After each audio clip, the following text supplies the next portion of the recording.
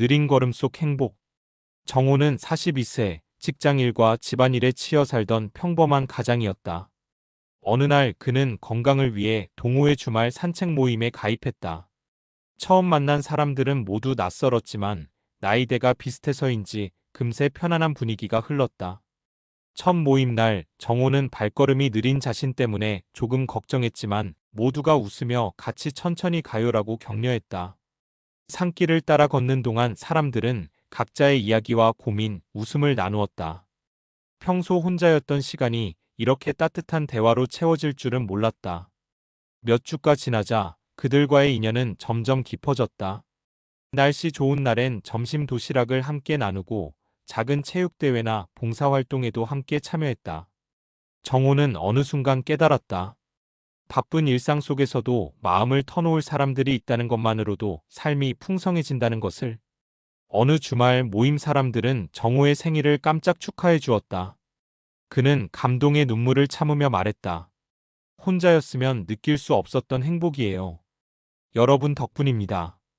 그날 이후 정호는 매주 모임을 기다리며 마음 한켠이 따뜻하게 채워지는 것을 느꼈다. 작은 산책에서 시작된 인연이 이제는 서로의 삶에 기쁨과 위로가 되는 소중한 가족 같은 존재가 되어 있었다. 다시 만날 날을 약속하며 서로의 삶에 깊이 스며든 친구 민재와 수연은 20년 가까이 함께해온 친구였다. 초등학교 시절부터 학교를 함께 다니고 대학 시절엔 밤새 고민을 나누며 서로의 미래를 그렸던 사이였다.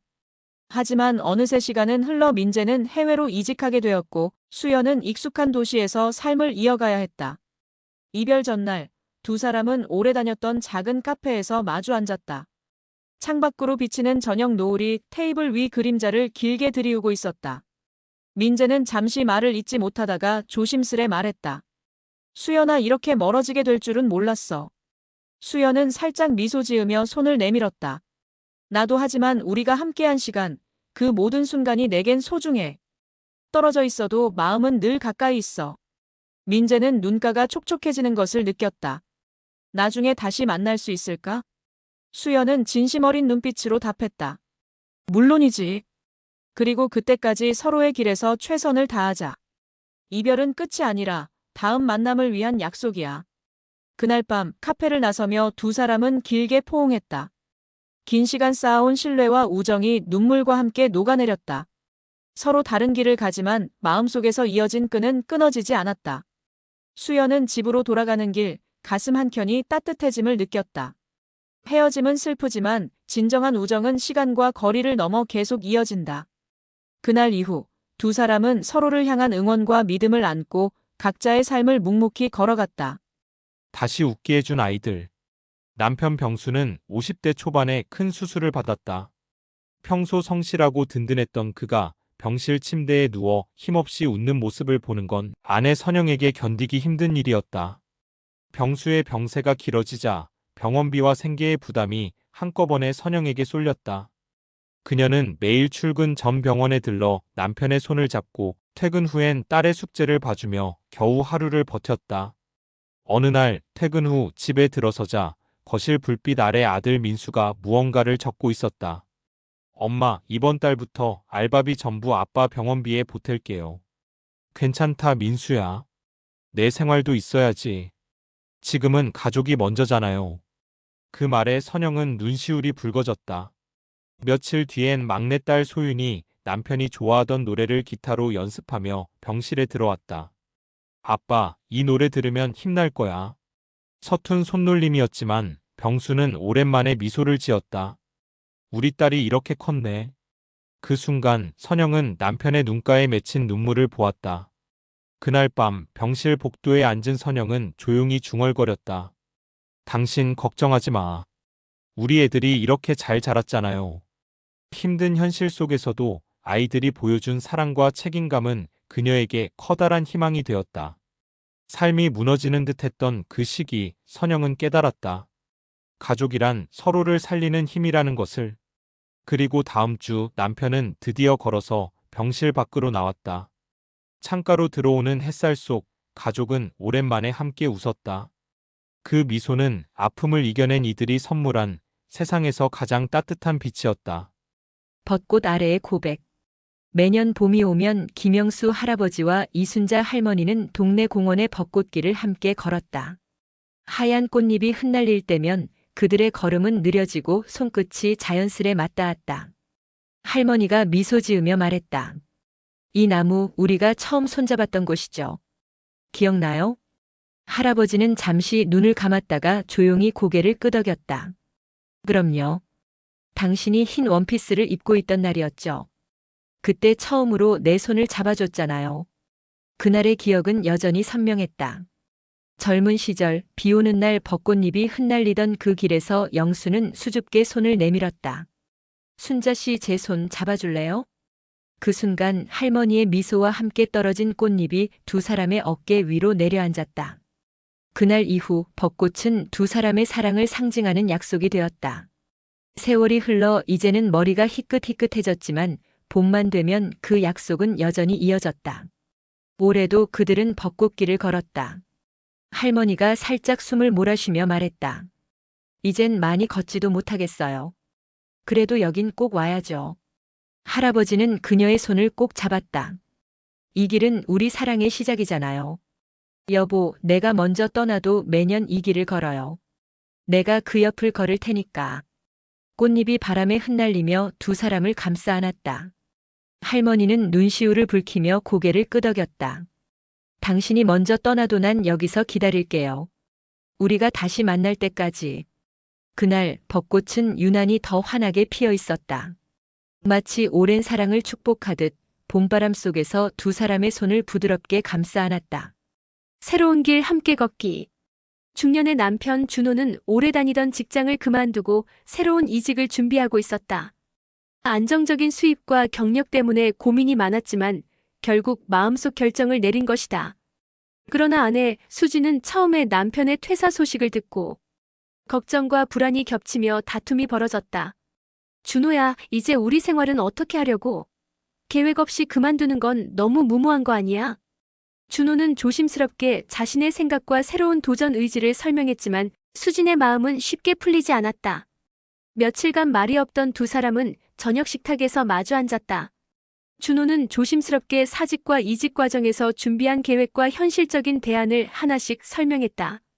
수진은 그의 진지한 눈빛과 준비된 모습을 보며 서서히 마음을 열기 시작했다.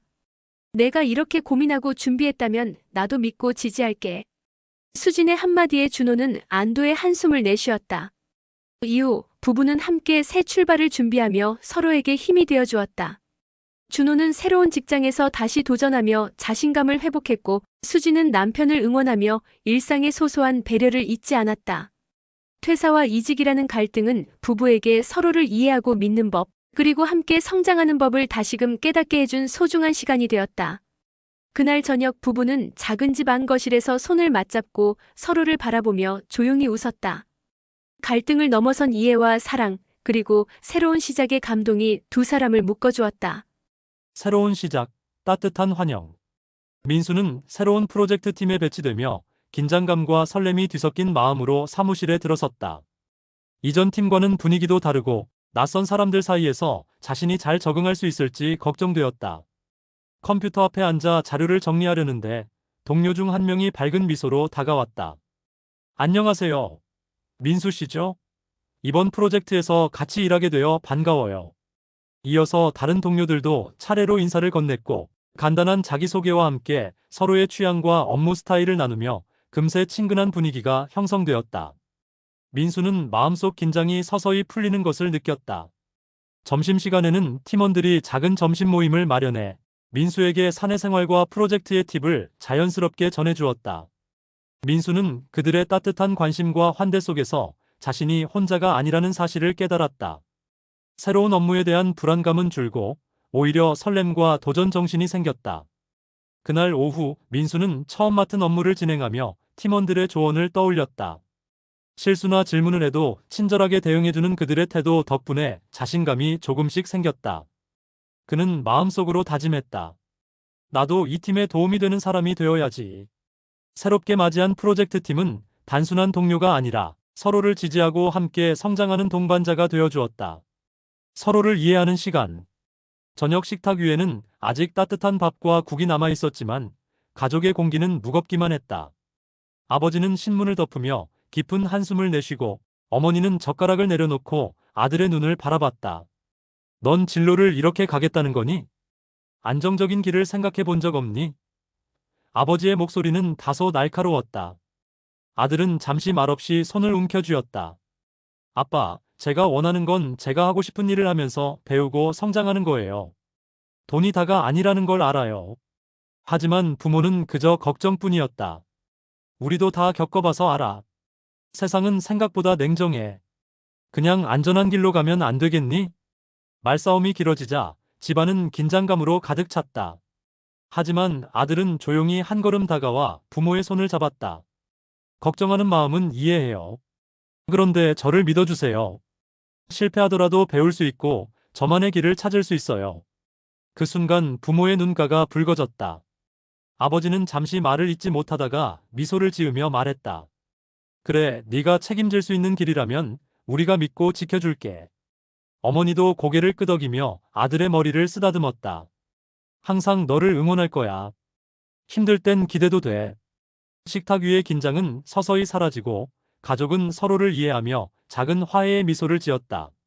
서로의 걱정과 꿈이 다르더라도 믿음과 사랑이 있으면 함께 극복할 수 있다는 것을 느낀 순간이었다.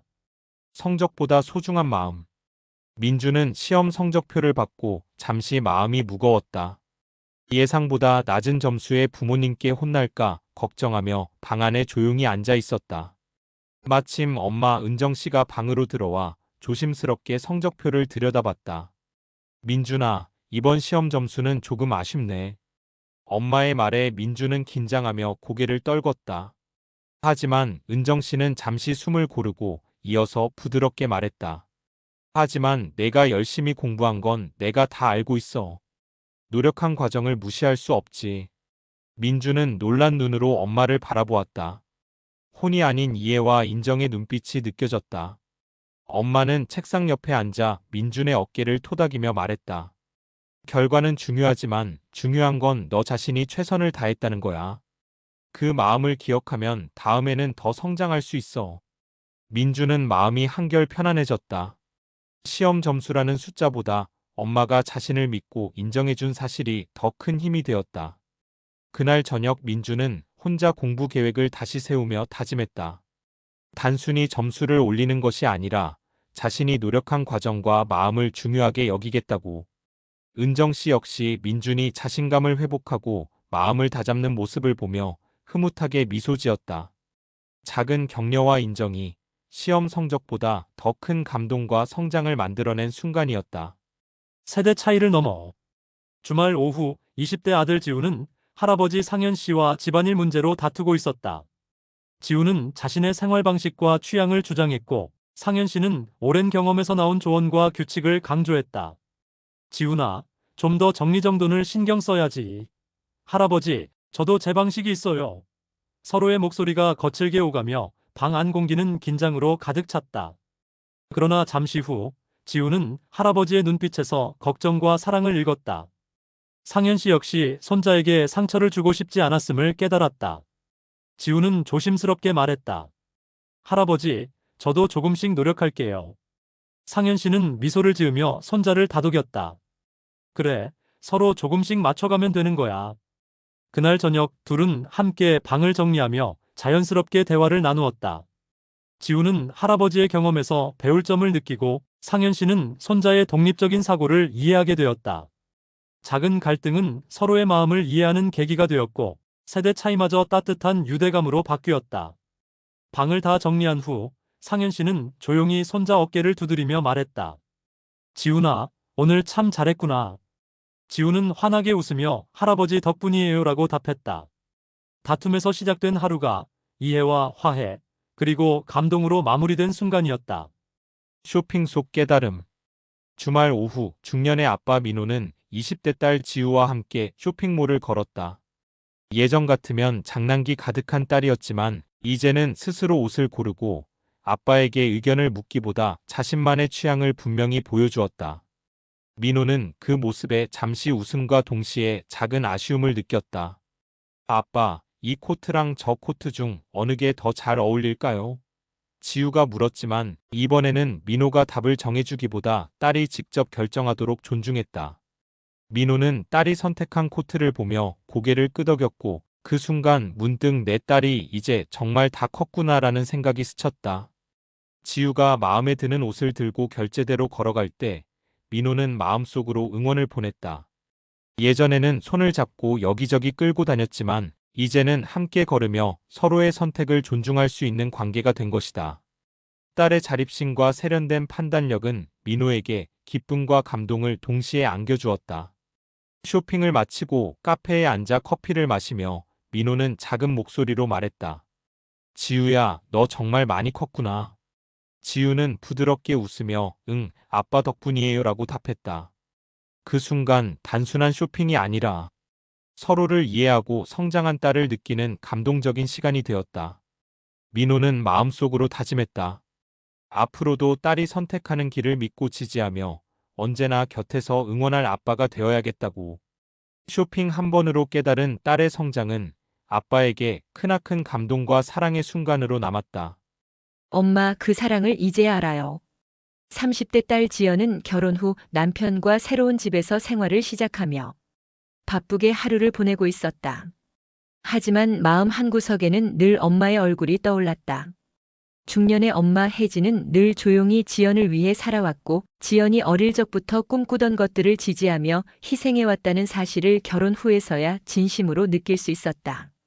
어느 날 지연은 엄마의 오래된 서랍을 정리하다가 그녀가 남긴 작은 메모와 사진들을 발견했다. 어린 시절 지연의 생일마다 몰래 준비한 선물, 지연이 힘들어할 때 적어둔 짧은 경력을, 결혼 준비 중 밤 늦게까지 고민하며 만든 체크리스트까지. 지연은 가슴이 먹먹해졌다. 엄마 이렇게까지 해주셨구나. 그날 저녁 지연은 집으로 돌아와 전화를 걸었다. 엄마 정말 감사해요. 결혼하면서 이제야 엄마가 내게 해준 모든 희생과 사랑을 알게 됐어요. 전화기 너머 혜진은 잠시 말을 잇지 못했지만 곧 따뜻하게 미소 지었다. 지연아, 내가 행복하면 엄마는 충분히 행복하단다. 그동안 엄마 마음을 몰라줘도 괜찮아. 이제부터라도 서로 마음을 나누면 되지. 지연은 눈시울이 붉어졌다. 앞으로는 엄마께 더 자주 감사드리고 마음 전할게요. 그날 이후 지연은 결혼 생활 속에서도 엄마와 자주 연락하며 작은 감사와 사랑을 표현했다. 엄마의 희생과 마음을 이해하게 된 딸, 그리고 여전히 묵묵히 사랑을 주는 엄마. 서로를 향한 감사와 애정이 조용히, 그러나 깊게 자리 잡았다. 이해의 거리. 주말 오후 20대 딸 세영은 친구들과의 모임에 입을 새 의상을 준비했다. 조금은 노출이 있는 디자인이었다. 중년의 엄마 정희 씨는 처음 그 옷을 보고 깜짝 놀랐다. 세영아, 이런 옷은 너무너무 눈에 띄잖아. 엄마의 목소리에는 걱정과 혼란이 담겨 있었다. 세영은 순간 불편한 표정으로 엄마, 너무 구시대적이야. 나도 나이를 먹고 스타일을 찾고 있어요. 라며 맞섰다. 서로의 의견이 팽팽하게 맞서며 집안은 잠시 냉각됐다. 하지만 잠시 후 정희 씨는 마음을 가다듬고 차분히 딸에게 다가갔다. 세영아, 내 걱정은 내 안전과 주변 시선 때문이었어. 내 선택을 무시하려는 게 아니야. 세영은 잠시 생각하며 엄마의 눈을 바라보았다. 둘은 함께 거울 앞에 서서 옷을 다시 보고 스타일과 상황을 고려하며 대화를 나눴다. 엄마는 딸의 개성과 선택을 존중하고 딸은 엄마의 걱정과 조언을 이해하게 되었다. 최종적으로 세영은 모임에 맞게 소품과 레이어링으로 균형을 맞추고 엄마는 마음속으로 안도와 자랑스러움을 느꼈다. 그날 이후 세영과 정희 씨는 서로의 생각과 감정을 존중하는 방법을 조금 더 배우게 되었다. 단순한 옷 한 벌이었지만 서로를 이해하고 배려하며 성장한 순간이었다. 갈등을 통해 세영은 독립적인 성인으로서 책임감과 판단력을 배웠고 엄마는 딸이 스스로 선택하며 성장하는 모습을 감동적으로 바라볼 수 있었다. 패배 속 위로. 민재는 팀 내 승진 경쟁에서 아쉽게 탈락했다. 몇 주간 준비했던 프레젠테이션과 프로젝트 결과가 생각보다 좋은 평가를 받지 못했을 때 그는 크게 좌절하고 자신감까지 흔들렸다. 사무실에서 혼자 자리에 앉아 머리를 감싸쥐며 한숨을 쉬던 그에게 선배인 지훈이 다가왔다. 민재야, 괜찮아. 나도 예전에 내 마음과 똑같이 패배감을 느낀 적 있어. 지우는 차 한 잔을 손에 들고 조용히 앉아 자신의 이야기를 꺼냈다. 승진에서 탈락하고 실패를 반복하며 좌절했던 지난 경험, 하지만 그 과정을 통해 얻은 성장과 깨달음을 솔직하게 나눴다. 민재는 선배의 이야기 속에서 자신이 혼자가 아니라는 사실을 느꼈다.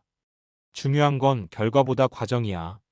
이번에 배운 것들이 다음번 기회를 준비하게 해줄 거야. 지훈의 말에 민재는 마음이 조금씩 풀리고 다시 도전할 용기가 생겼다. 선배와 나눈 짧은 대화지만 그것은 민재에게 큰 위로와 힘이 되었다. 그날 이후 민재는 패배를 단순한 실패로 보지 않고 성장의 밑거름으로 삼기로 결심했다. 그리고 동료들과 함께 다시 목표를 향해 나아가며 작은 성취 하나하나에서 자신감을 회복해 나갔다. 선배가 나눈 경험담은 단순한 위로를 넘어 민재의 앞으로의 길을 밝히는 등불이 되었다. 포기하지 않아도 괜찮아. 30대 초반의 준호는 오래 꿈꿔온 사진작가의 길을 포기하고 현실적인 직장 생활을 시작했다. 하지만 마음 한구석에는 여전히 후회와 상실감이 자리했다. 매일 반복되는 사무실 일과 무겁게 느껴지는 삶의 무게 속에서 그는 점점 자신감을 잃어가고 있었다. 그러던 어느 날 대학 시절부터 가장 가까운 친구인 태민이 준호를 불러냈다. 카페 한쪽에 앉아 묵묵히 이야기를 들어주던 태민은 먼저 조용히 말했다. 준호야, 네가 포기한 건 꿈이 아니라 지금 당장 선택해야 하는 현실일 뿐이야. 넌 그동안 충분히 노력했고 절대 실패한 게 아니야. 준호는 고개를 떨구며 작은 한숨을 내쉬었다. 하지만 난 내 꿈을 버렸잖아요. 이제 남는 게 없어요. 태민은 미소 지으며 손을 내밀었다. 남는 게 있어. 넌 여기 있어. 지금도 살아있고 앞으로도 할 수 있다는 가능성이 있어. 그리고 나는 내 곁에 있어. 내가 다시 꿈을 꿀 준비가 될 때까지 함께 걸어줄 거야. 준호는 처음으로 마음속 깊이 울컥하는 감정을 느꼈다. 그는 스스로에게 너무 가혹하게 굴고 있었다는 걸 깨달았다. 꿈을 당장 이루지 못했다고 해서 인생 전체가 실패한 것은 아니었다. 그날 오후 두 친구는 카페를 나서며 길게 걸었다. 서로의 존재가 주는 작은 위로와 믿음 속에서 준호는 비로소 알게 되었다. 포기한 것 같아도 삶은 여전히 내 편이다. 그리고 마음속 한켠에서 새로운 결심이 조용히 피어났다. 다시 한번 천천히 가지만 확실하게 자신의 길을 찾아가겠다는 다짐이었다.